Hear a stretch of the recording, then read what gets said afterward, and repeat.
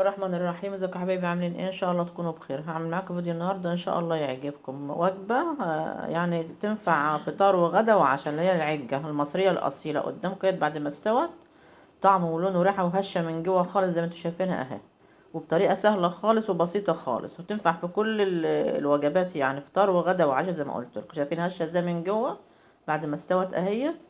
ومكوناتها في كل بيت، يعني مش غالية، يعني اقتصادية، يعني مش غالية ولا حاجة. مكوناتها مش غالية اهي، شايفين؟ وطعمها في منتهى الجمال وهشة وجميلة خالص اهي. جربوها وان شاء الله تعجبكم. دي انا حاطة دي جبنة حادقة، انا واكلة معاها جبنة حادقة وعلى طحينة اهي، طعمها جميل بالطحينة اهي. جبنة حادقة على طحينة اهي قدامكم بعد ما استوت. واعملوها وجربوها وهتعجبكم ان شاء الله. شايفين؟ تطلع قطعة بقطعة وبس، سيبها متقطعاش غير لما تبرد شوية عشان تطلع معاك قطع زي ما هي كده، وتسيب الصينية اللي مستوية فيها اهي، ومتحمرة من تحت وزي فوق. وتحطها على النار الأول، الفرن يتقدح طبعا، تحطها على نار بعد كده متوسطة. معايا بقى المكونات بتاعتها، معايا كمية بصل اهي على قد الصينية هتعمليها.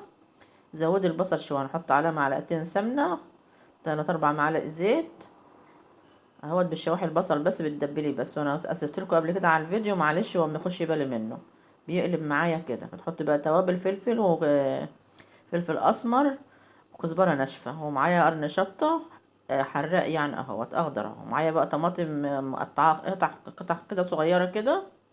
بالشواحي كله في الطماطم اهيت، اخر هتديك اللون دهوت. وبدل الطماطم تحط ملحيها بقى اهوت، حط لها ملح خفيف عشان هي ايه بتخش ملح تقيل يعني. ومعاكي بقى البيض بتاعها من 4 ل8 بيضات. حطي بقى، يعني انا حاطه 6، انت حطي من 4 ل8 بيضات في الصينيه الواحده، تديها طعم جميل خالص. ومعانا بقى خضره، حزمتين 3 خضره اهوت، حزمه خضره، حزمه شبت، حزمه كزبره كده يعني اهو، زي ما انتوا شايفين قدامكم كده اهو. وتلفون في البيض طبعا بتضربيه وتلفي فيه الخضره. وحطيت كوبايه ونص ميه عليها، لبن ولا ايه؟ مش ميه، لا لبن. لبن بالقيمه الغذائيه عاليه وطعمه حلو خالص. ومعايا معلقه خميره كبيره، معلقه اكل اهوت، خميره. لو عندي خميره بيره حط خميره بيره. انا حط معلقه حتى فوريه، وحتى نص معلقه بودر اه، يبقى معلقه خميره فوريه اكل، ونص معلقه اكل برضو بودر. ومعانا كبشه زي ما شفتوا كده، ملو ايديا كده كبشه كده دقيق، ما تزوديش عن كده دقيق. عايزه تزودي معلقه واحده كمان عليها زودي، بس هي اساسا كبشه واحده كده في الايد، عشان الدقيقه ما يبقاش كتير وما تبقاش معجنه. تحطها بقى تلفيهم بعض في كله ببعضه كده، الدقيق على البودر على الخميره على اللبن كله كده. وتيجي حطهم على الخلطه بقى اللي احنا ايه عملناها في الاول اهو، اللي هي الطماطم والبصل والتوابل يعني بتاعتها والصلصه. وانت لو عايزه تحطي بدل الطماطم دي صلصه حطها. معايا صينيه بقى غلفتها بقطع السمنه ورشه ايه دقيق، زي ما انتوا شايفينها كده، عشان ما تلزقش منك تحت اهي. تحطي فيها الخليط اللي عملناه كله دهوت.